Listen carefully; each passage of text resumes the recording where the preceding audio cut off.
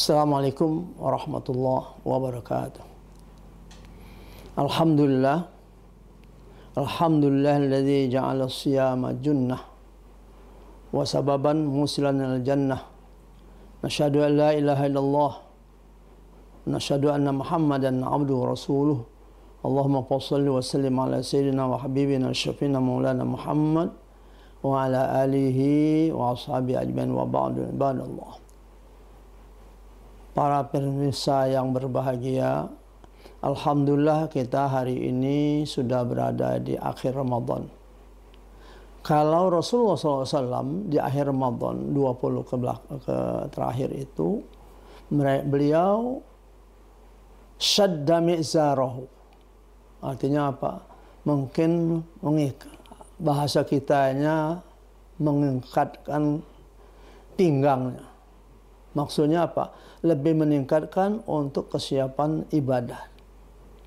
Terbalik kalau kita orang Indonesia pada umumnya menjelang akhir Ramadan ini bukan meningkatkan kualitas ibadat, tapi menyiapkan untuk menghadapi Lebaran. Bahkan kadang-kadang satu rumah itu katakanlah anaknya 5, bapak ibu beli baju yang seragam. Ya, anaknya 5 seragam, bapaknya dan ibunya. Begitu hari Lebaran mereka berjalan baju seragam seperti etalase berjalan. Ya. Jadi bukan seperti menghadap Lebaran dengan santai, dengan baik. Bukan meningkatkan untuk ibadah di akhir Ramadan. Justru yang banyak kita ini menyiapkan kue dan pakaian untuk menjelang Lebaran. Kaum muslimin rahimakumullah. Nah, dalam hal ini saya ingin mengajak kita semua, coba kita di akhir Ramadan ini kita meningkatkan kualitas ibadat. Ya. Kita coba mengevaluasi cara sholat kita sejak dulu. Nah, apakah selama Ramadan ini kita sudah berusaha untuk meningkatkan kualitas Ramadan? Kenapa? Banyak di antara kita sholat itu masih asal sholat. Coba perhatikan. Kalau kita sholat membaca Fatihah itu sebetulnya dari awal sampai akhir itu seolah-olah kita dialog dengan Allah SWT. Ya, bukan hanya sekedar Alhamdulillahirobbilalamin. Tidak. Begitu kita membaca Bismillahirrahmanirrahim, Alhamdulillahirobbilalamin. Nah, Allah mengucapkan, begitu kita membaca Alhamdulillahirobbilalamin, kata Allah, hamidani abdi. Artinya apa? Ini hambaku yang memuji saya. Ar-Rahmanir-Rahim, kata kita. Kata Allah, asna alayya abdi. Ini hamba saya sedang menyanjung saya. Ar-Rahmanir-Rahim. Maliki yaumiddin. Nah, begitu kita baca Maliki yaumiddin, Allah mengatakan, menjawab, ya, majjadani abdi. Ini hambaku lagi menyanjung aku, memuliakan aku. Iyyaka na'budu wa iyyaka nasta'in. Begitu kita baca iyyaka na'budu wa iyyaka nasta'in, kata Allah, hada baini wa baina abdi wa li abdi masal. Ini antara saya dengan hamba saya, dan apa yang diminta oleh hamba saya akan saya kabulkan. Iyyaka na'budu wa iyyaka nasta'in. Sekarang ihdinas shiratal mustaqim. Hadza li 'abdi wa li 'abdi ma sa'al, sampai waladhdallin amin. Bayangkan. Allah menjamin akan mengabulkan hajat kita dengan Fatihah yang kita baca. Lalu berikutnya, kita seberangkali waktu sholat membaca waktu antara dua sujud itu yang penting baca. Rabbi fili rahmana Allah. Kadang-kadang belum habis, sudah sujud. Coba kita bayangkan, kita hayati, kita renungkan satu persatu doa yang dibaca antara dua sujud itu. Ada 8 permintaan. Ya, ada 8 permintaan. Yaitu apa itu? Rabbi fili. Ya Rabb, ampuni dosa saya. Itu Rabbi fili. Warhamni ya Rabb. Sayangi saya, kasihani saya. Coba kalau kita dengan anak yang kita sayang, ya, yang kita kasihani, yang kita sayang, yang kita puji-puji, yang kita katakanlah manja. Apa saja yang dia minta akan kita kabulkan. Itu kalau anak kesayangan. Sekarang Allah kalau sudah menyayangi kita, apakah tidak dikabulkan permintaan kita? Warhamni, wajburni. Waktu kita baca wajburni, ini apa saja yang kekurangan saya, ya Rabb, tolong dicukupi, tolong dilengkapi apa kekurangan saya. Wajburni. Warfa'ni. Begitu juga warfa'ni. Ya Rabb, tolong angkat derajat saya. Barangkali saya ini orang nggak punya pengalaman, nggak punya ilmu, nggak punya ekonomi saya sangat pas-pasan.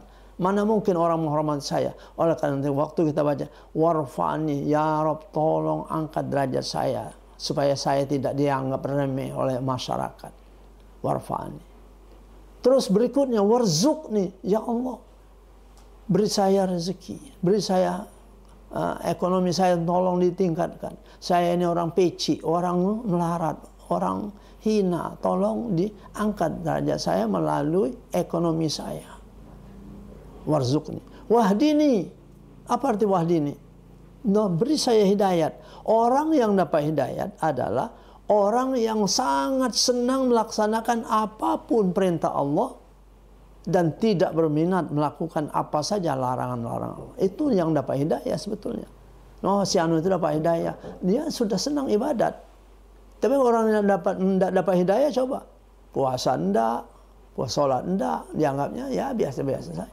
Nah, itu hidayah. Jadi orang yang mendapat hidayah itu adalah orang yang senang melaksanakan semua perintah Allah dan tidak berminat melakukan apapun bentuk larangan-larangan Allah. Saya contohkan. Orang dapat hidayah. Coba kalau kita ketemu duit di jalan 50.000 rupiah, barangkali kan masih kita, ya, ini bukan uang saya, taruh aja di di kotak infak di masjid. Itu 50.000. Barangkali 100.000, barangkali masih. Coba kalau 100 juta. Ya, mungkin enggak kira-kira? Ini bukan uang saya, ya, saya akan kembalikan ke masjid aja, infak orang yang barangkali uangnya ketinggalan atau segala macam. Nah, kalau orang yang sudah dapat hidayah, apapun harta orang, apapun milik orang, dia tidak minat.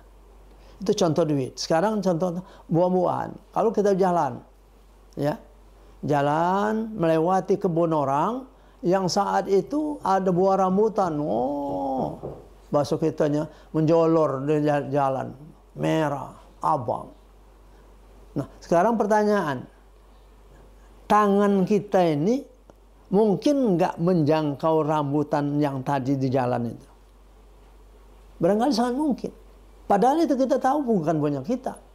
Nah, orang yang dapat hidayah, apapun buah ini rambut punya orang, ini uang punya orang, tidak minat mengambilnya. Itu hak orang. Nah, wahdini, wa'afini. Coba kita hayati wa'afini. Itu apa artinya? Wa'afini. Tolong sehatkan saya. Ya Rabb, saya ini sakit selalu, tolong sehatkan. Wa'afini, wa'fu anni, maafkan segala kekhilafan saya. Jadi di dalam sholat kita, duduk di antara dua sujud itu ada 8 permintaan. Kalau kita hayati satu persatu, kira-kira pertanyaannya, mungkinkah Allah tidak kabulkan permintaan saya? Kita setiap kali sholat, katakanlah yang fardu saja 5 kali, tambah yang sunat. Setiap kali duduk antara sujud kita minta demikian. Saya yakin permintaan kita, permohonan kita akan dikabulkan Allah Subhanahu wa taala. Kaum muslimin rahimakumullah, itu terkait dengan sholat yang harus kita perbaiki. Setelah Ramadan ini kualitas ibadat kita semakin meningkat karena puasa adalah merupakan sekolah membentuk manusia yang jujur, yang paripurna, yang lengkap segala kekurangan yang dia minta selama Ramadan dia mohon, dan selama Ramadan dia memohon pada Allah SWT bukan yang wajib saja, pun juga yang sunat. Barangkali Bapak Saudara yang saya hormati, secara singkat saya hanya itu yang saya dapat sampaikan, menjelaskan tentang solat. Mudah-mudahan setelah Ramadan ini kualitas solat kita semakin baik, kualitas ibadat kita semakin baik, dan kita mohon pada Allah SWT dimurahkan rezeki yang halal, yang berkah, yang banyak, dan juga diberikan kekuatan istiqamah untuk melaksanakan ibadah dengan baik. Amin.